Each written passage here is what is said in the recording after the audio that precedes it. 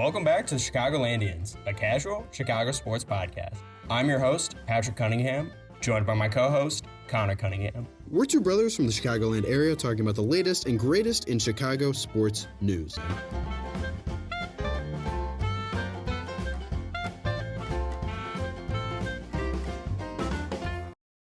Welcome back to another episode of the Chicagolandians podcast. I am your host, Connor Cunningham, joined, of course, by my co-host, Patrick Cunningham.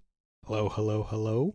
We are very excited to be coming back at you with another episode. We have a little bit of a different episode today, but we still think it'll be an interesting conversation. If I'm being honest, we're a little burned out about the Chicago Bears. The 2024 season has mercifully come to an end for those Chi-Town Bears. We ended with a win over the Packers, 24-22 at Lambeau Field. We're going to finish the season a disappointing 5-12.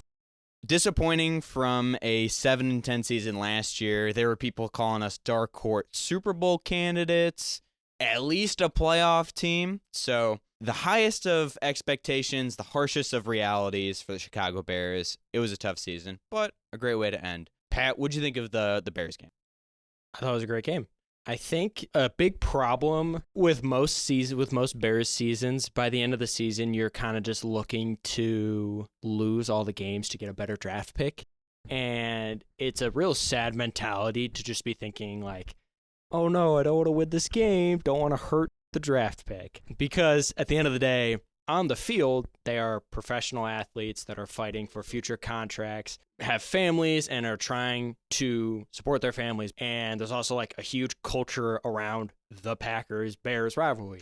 And we've been embarrassed 11 times in a row against the Packers. This is the oldest rivalry in sports. So I think at the end of the day, would I rather have the 9th pick in the draft or like the 7th pick in the draft, or have beaten the Packers at Lambeau Field, Caleb Williams, undefeated in 2025? I'll take option B.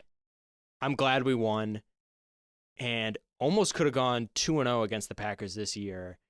And it was another example of Caleb Williams being clutch in the fourth quarter, being able to take us down on the final drive, make excellent throws, and just be clutch. It's a great game. Love to watch it. Yeah, we've seen Caleb Williams be exceptional when it matters most. It was another up and down game for Williams outside of that, but to go from Justin Fields, who was one of the worst fourth quarter quarterbacks in the league, to Caleb Williams has really been great, at least in the fourth quarter.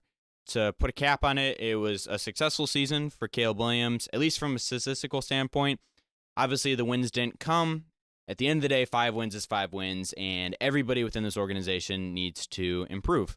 Now, one interesting thing about the draft pick, true Bears fans will remember, or draft fans will remember, that the Bears were one draft pick away from selecting Aaron Donald, who is the greatest defensive lineman probably in the history of the league. So sometimes those things can get tricky, but I agree, the difference between the 9th and 10th pick, at least now, it's not that big of a deal. I would rather have beaten the Packers, something that we hadn't done at Lambeau since 2015 when Pat and I and Karan Amagaji were in middle school.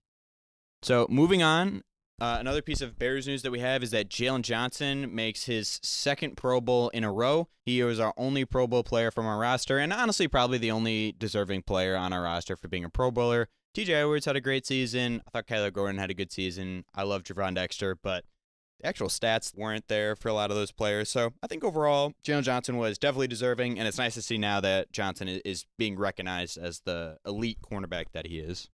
Moving on, the Bears head coaching cycle has began. Bears brass has released a interview list of people who they have scheduled, requested, or are interested in. We have this laid out right now in our doc as the good, the meh, the bad, and the ugly. So the good, we have confirmed interviews with Ben Johnson and Mike Vrabel. Mike Vrabel is actually interviewing right now, or today, on Wednesday, January 8th. Hopefully he's doing well. I think it's going well. Ben Johnson will interview this week at a later date. I don't know if that's been fully disclosed yet. The men, we have Aaron Glenn and Thomas Brown. Aaron Glenn has a scheduled interview. Thomas Brown has a scheduled interview as well. And then some of the candidates that we're much less enthusiastic about include Brian Flores, who notably tried to suicide Tua Tagovailoa's career, Anthony Weaver, Drew Petzing, and Todd Monken, which you can ask yourself, who? For a lot of those guys, besides maybe Todd Monken. And the ugly includes Mike McCarthy, who is the current head coach of the Cowboys, so who has not lost his job yet. Arthur Smith, who was the head coach for the Falcons last year, who are not a good team. And the Steelers offensive coordinator this year, who has not an incredible offense. David Shaw, who is an executive for the Broncos, okay. And Mike Kafka, the Giants offensive coordinator. The Giants, one of the few teams with worse overall offensive production than the Chicago Bears this year. But overall, an unenthusiastic list of coaching candidates. But I'm not going to let the list of candidates that we're talking to really sway my decisions. I think in the last Eberflus hiring, it became clear that there was a list of 3 candidates who were more serious that were being considered. So I think once that starts to get narrowed down a little bit, I'll start freaking out about it. But early interviews right now, I'm not going to try to get too worried about it, especially with Johnson and Aaron Glenn still currently having games to play in the season. So, Pat, any opinions? Yeah, I'd be interested to know what actually goes into a head coach interview. I assume these are not just like 5-minute conversations. If you listen to our last episode when we interviewed Bruce Arians, we set up a whole mock press conference. I mean, that was for I assume his final interview. But like when we're setting up 13 or 15 head coaching interviews, that seems like a lot of work for all the guys at Hallis Hall. Some may say too much work. Now, I am not a big fan of Colin Cowherd, but he did have a good quote about this head coaching search. He said, "This list is the who's who of who's he." And I think, yeah, that's pretty fair. You think, Mike Kafka, who the F is that guy? David Shaw, who? Drew Petzing, the Cardinals offensive coordinator. Never once did I think the Cardinals had an inspiring offense. But at this point in the year, the Bears season is over. I'm not going to let them dictate my entire mood, so I'm trying to be a little more zen about the Chicago Bears. The one thing I'll say is the Cowboys deny their right to interview Mike McCarthy, which So I think is just so. We're going to hold tight to him. That whole exchange is so funny because it's like, okay, we request to interview Mike McCarthy because we assume the Cowboys are maybe going to fire McCarthy, or we're willing to trade for Mike McCarthy, and the Cowboys take that and think, okay, you think we're going to fire our guy. No, actually, we're going to keep him because now by denying him, we're saying we're going to keep him. It seems strange. Do you think that's what it was? Because Poles in his press conference yesterday said that we'll explore all options when asked about trading for a candidate. So he didn't say no about trading for a candidate. Do you think requesting Mike McCarthy was because they might be interested in trading for him? Or do you think it was because they think he might get fired? It seems more likely that it's to trade for him, right? Assuming he's going to get fired is such a slap in the face to McCarthy and the Cowboys. And then for the Cowboys to double down and say, no, actually, we're going to stay with the guy that you think we should fire. I guess it would make more sense that it's trading, but... And you would never... It's so rare to just hire a head coach right after they get fired. You know, we'll see. We'll see what happens. If it's Mike Kafka, we're going to shut the podcast down and not continue recording, but that's all I'll say. Moving on, the Bulls, those Chi-Town Bulls, beat the San Antonio Town Spurs, 114-110. We improved to 17-19, currently 10th in the East. I could have predicted this record 5 years ago without knowing a single player in this roster that we would probably be about 17-19, 10th in the East. Notably, Kobe White dunked on the extraterrestrial Victor Wembanyama. He's currently averaging 18.5 points, third highest on the team. Pat, any opinions on the Bulls right now? No, I mean, I think we could predict what our record's going to be like next week, the week after that, and the end of the season. I don't think we're ever going to fall below 5 games under 500, maybe 10 games under 500. This is just classic Bulls. We're never too bad. We're never too good. We're always in the middle. And this season has just been like the exact parody of that, almost to a T, that we're almost always 1 or 2 games under 500 with a roster that is filled with very expensive players, Zach LaVine and Vucevic, and really young players that could be promising, but like not good enough young players, right? It's just Chicago sports are in a dark time. No, I agree. And last in the sad state that Chicago sports is, the Blackhawks lose 6-2 to the New York Rangers. We fall to 13-25 and 2. We are 8th in the Central Division. So we have the worst record in the NHL, most losses and tied for least amount of wins. So Connor Bedard has regressed from last year. This team as a whole, disappointing. And as a whole, it's just tough to be a Chicago sports fan right now. I would like to do an episode on the Blackhawks. It's definitely a weak spot, a blind spot for me is hockey. Agree. And I couldn't really tell you what the problems are with the Blackhawks. I don't know the situation with their owners. Like, he's not owned by Reinsdorf. Obviously, he's not owned by the McCaskies. So I don't know what their issues are. And it is interesting, like, is a rebuild different for an NHL team? Is it more like the NBA or the NFL or baseball? What's the deal there? I would like to learn more about the Blackhawks, what their deal is. Certainly interesting. Would be worth an episode in the future. I agree. So now, moving on, let's get into the so-called meat and potatoes of this episode.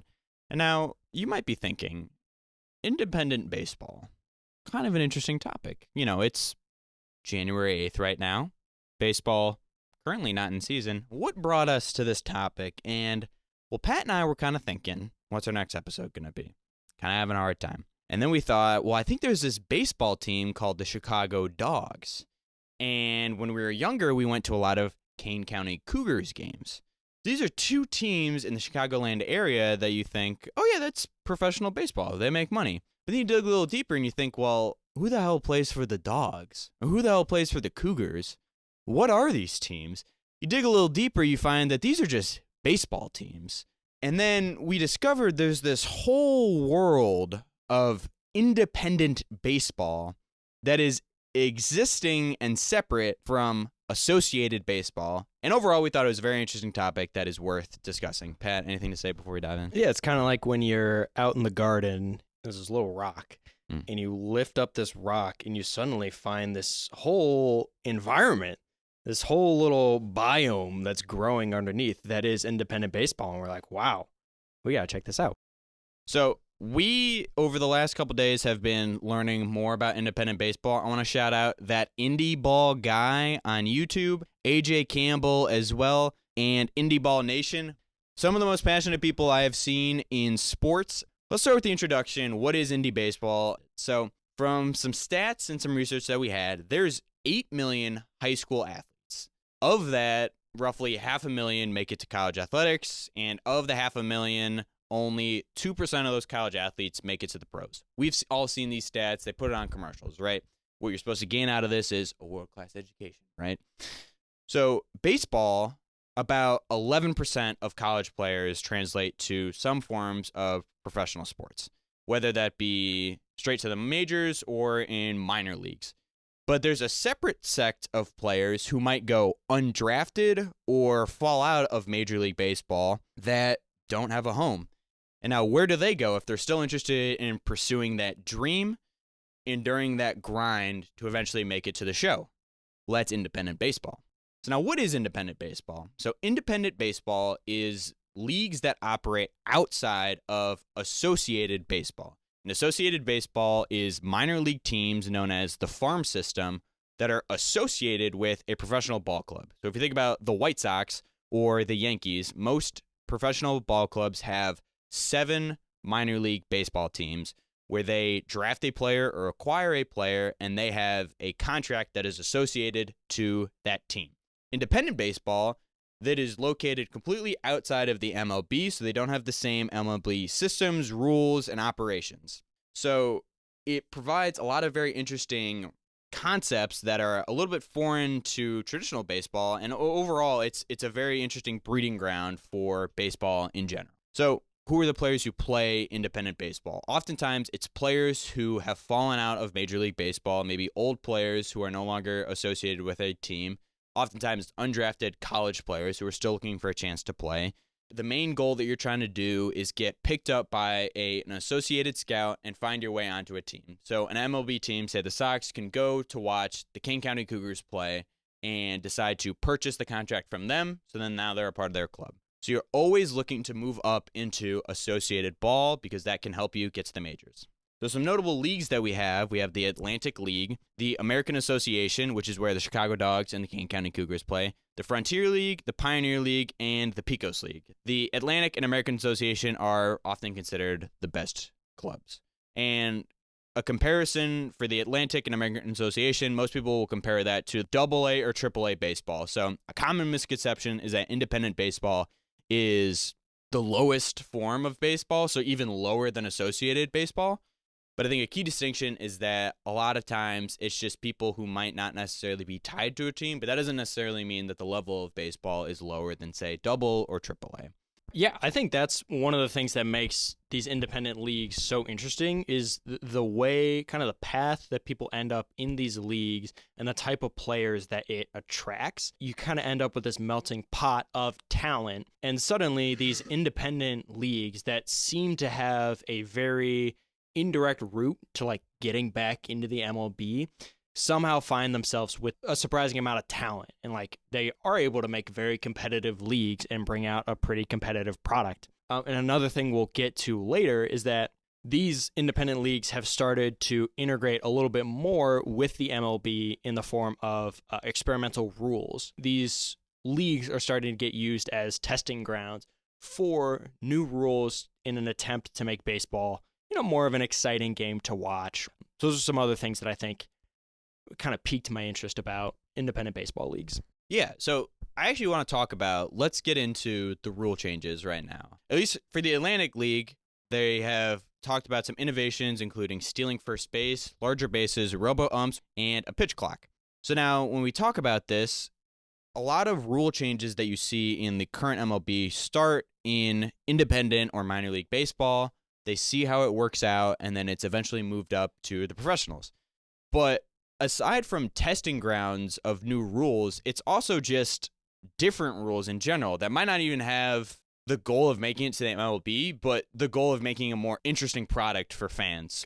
In the Pioneer League, instead of extra innings, they implemented a sudden death home run contest. So teams will alternate trying to do a home run derby at the end of 9 innings instead of extra innings, which I thought was a pretty interesting idea.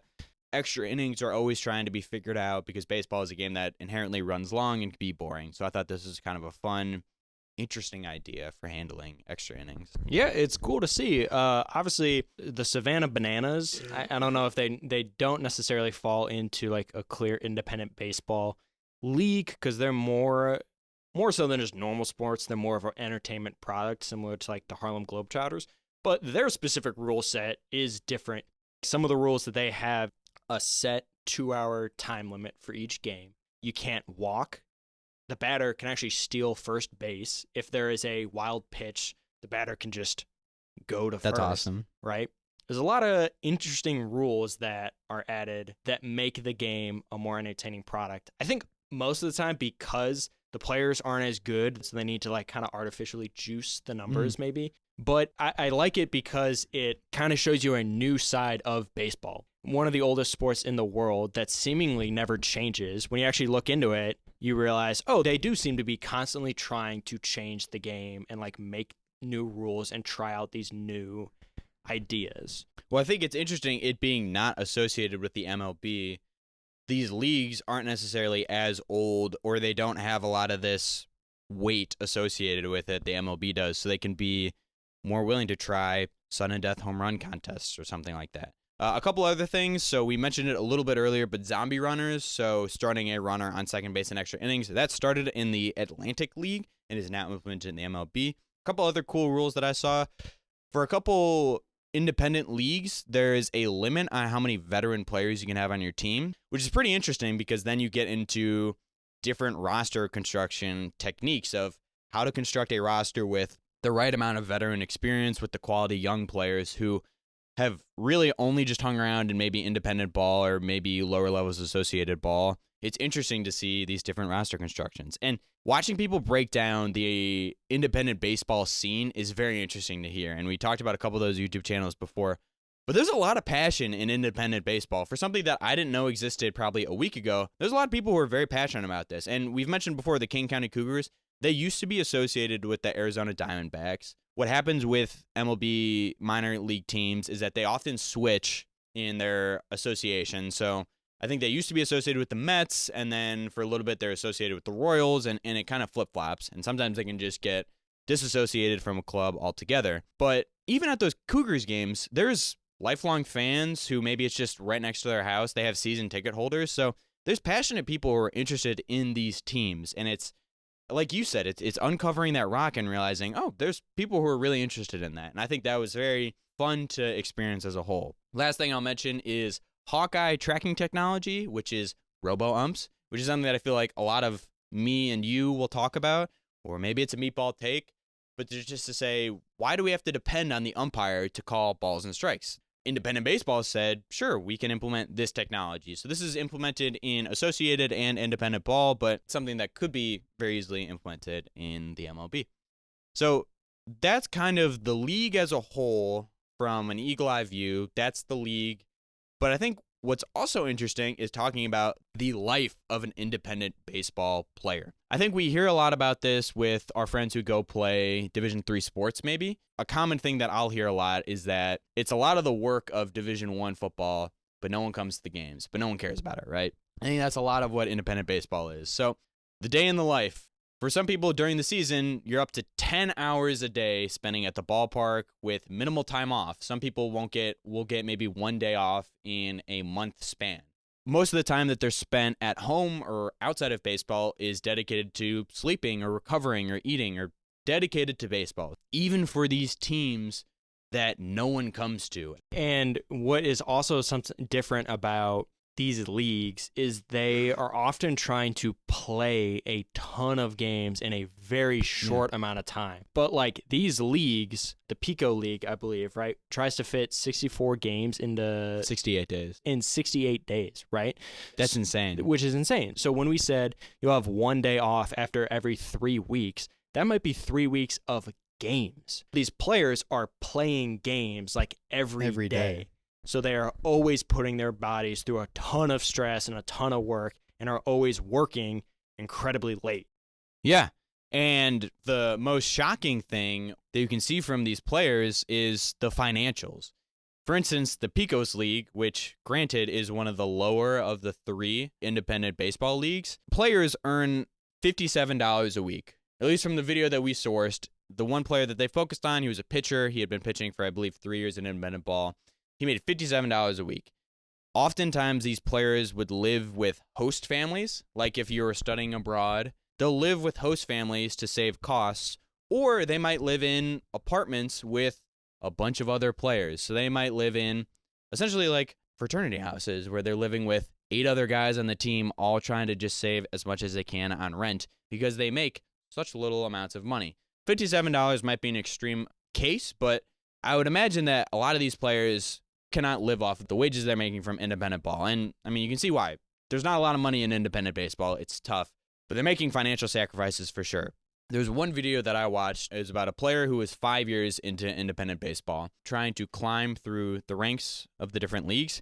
He talked about some of the sacrifices that you needed to be willing to make in order to make it in independent baseball. If your goal is eventually to get into associated ball and hopefully the show, there's a lot of sacrifices that you had to make. And there were a couple quotes that I feel like really stuck out for me that I thought outline what life can be like as an independent baseball player. So some things that he said were, if you're not ready to live in an apartment with no furniture with 8 other guys, don't play independent ball. If you're not ready to get paid on time or paid at all, don't play independent ball. If you're not ready to leave your girlfriend or your family, don't play independent baseball. A lot of these statements that you hear, he says without even blinking. But it just outlines how dedicated and how, to possibly their own detriment, how dedicated these people are to baseball. Even if no one's watching, even if there's the smallest of chance that they might finally make it to the major leagues, they're still willing to put in the work and still trying to make all these sacrifices, which I think is, at the very least, very interesting to read about. The next thing that we outlined was mental toughness, a common theme that you can see through all these players. They'll all utter the same phrase, every day might be the day, which might be true, but you never know when there might be a scout in the stands watching your games. When you see these games, you think, there's no way there's any scouts. There's no one in the stands to begin with. But there's always this mantra that every day might be the day. It only takes one day of you getting 3 hits to get put into Associated Ball and your path to the major leagues. Always the goal to make it in the show. That is the guiding light for all of these players. The love of the game, the financial and personal sacrifices to keep this dream alive really is something incredible to watch. Yeah, and I think from my perspective, at first it was hard for me. Like on the surface, you could look at these players and think, what the heck are they doing? This seems almost delusional. But I think, I don't think that seems unfair to these people. I don't know if it's necessary. I would not call it delusion. I wouldn't say. I don't think they're thinking, I'm going to be a multimillionaire big leaguer. They are still willing to show up every day and make these sacrifices and put in the work, similar work to professional ball players, and make these sacrifices purely because they love this game so much or because they are so determined to honing their craft of baseball.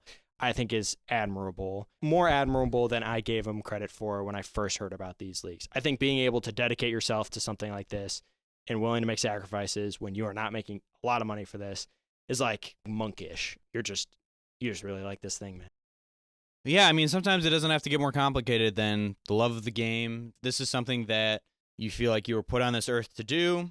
Sure, it's a kid's game, but people love playing this, and it's somewhat admirable to watch people dedicate their lives to it. I think watching a couple stories, especially about this pitcher in the Pecos League we mentioned who makes $57 a week, his dad was interviewed, and he talked about giving him money, something like $200 a week to help with his lifestyle. And then they interviewed his girlfriend, too, who has moved around the country with her boyfriend. And they all kind of had this same guiding light of, this is what makes him happy. This is what he's interested in. So I'm going to support him. And that's something that's very admirable and inspiring to look at. The one he ended the quote with, as long as God allows me to throw the ball, as long as our arm is working, I'm going to keep playing baseball. So these guys are very determined. What I've heard is independent baseball and minor league baseball is a grind. There's no other way to put it. You are grinding extremely hard, what we talked about, working extremely hard with very little rest, very little resources provided by the teams. These players have to drive themselves to their games. They have to wash their jerseys, their one jersey that they have. No meals are provided by them. There's no training facilities that are provided from them. So pretty much everything is coming out of their own pocket besides a place to perform, which is being provided by these leagues. It's a grind to get rewarded so little, but with the hope of eventually moving up or for the love of the game. So this entire world and the entire mentality of these players is something that is extremely interesting to examine.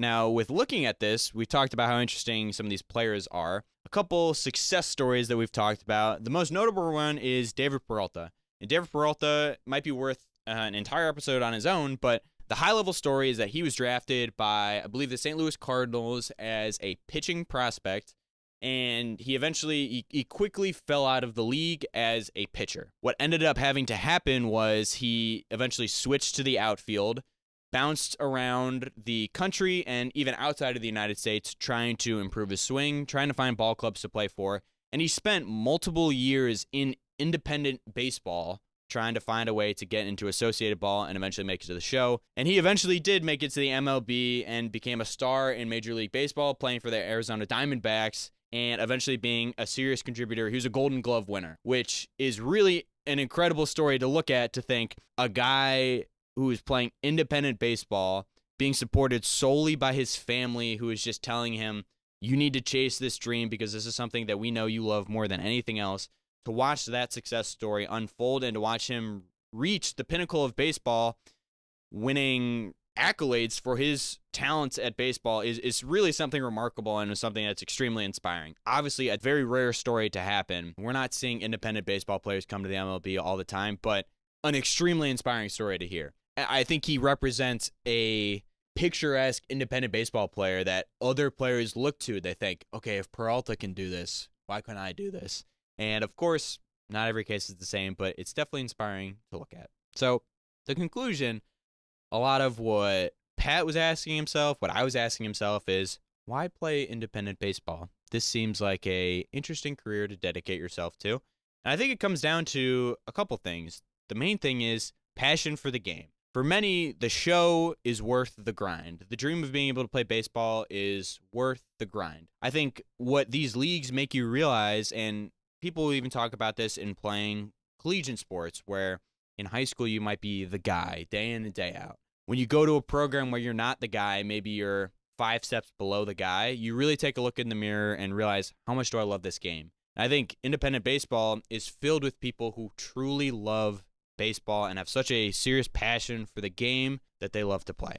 The allure of the second chance, that is another driving force of independent baseball. The opportunity to get noticed by MLB scouts or even get signed by leagues that aren't in the United States. Something that I found interesting was the Mexican Baseball League, which is considered to be equivalent to AAA baseball, but for players not even necessarily with Mexican heritage, trying to get picked up by these clubs to be able to play. And finally, learning and growth. There's a ladder that you can still progress through independent baseball. There's plenty of people who have had MLB experience, associate experience, professional experience as a whole that you can learn from and develop in your own skills. So the story of independent baseball is something that's worth exploring more, even outside of this podcast. I think I'm going to take another look at some of the independent baseball clubs around me, maybe the King County Cougars again or the Chicago Dogs. But I think overall it kind of represents a somewhat beautiful representation of America's game and people dedicated to it and dedicated to the drive. I think also from a fan's perspective, I think it's similar to people that like indie music, are willing to go to small house shows and see up-and-coming bands or see people that don't have that huge high production polish. When I go to a Kane County Cougars game, I'm not going because I want to see who the next White Sox pitcher is going to be. You actually just love the team or the product, and you can look past this being a lower form of baseball, not being at the highest level. You just enjoy the product that's on the field, the atmosphere of a baseball game. I think it's cool to see people that are just so in love with baseball from a fan's perspective that are willing to be so passionate, like the people you said on YouTube, that are so passionate to follow different teams because they just love baseball and maybe find something more appealing about these independent leagues than professional baseball. I think that's cool that baseball has this other avenue for people to find. Yeah, so overall, I think I enjoyed my exploration of indie ball.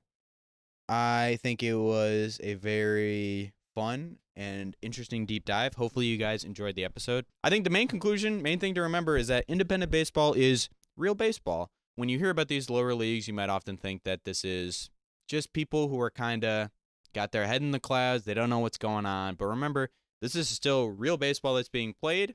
High-level baseball as well. A lot of these times, these guys can be professional athletes playing at a double or AAA level of baseball. But I think that's going to do it for this episode of the Chicagolandians. If you guys enjoyed this episode, make sure to share this podcast with some friends. Make sure to give us a review and follow us on social medias. We are at Chicagolandians at every major social media platform.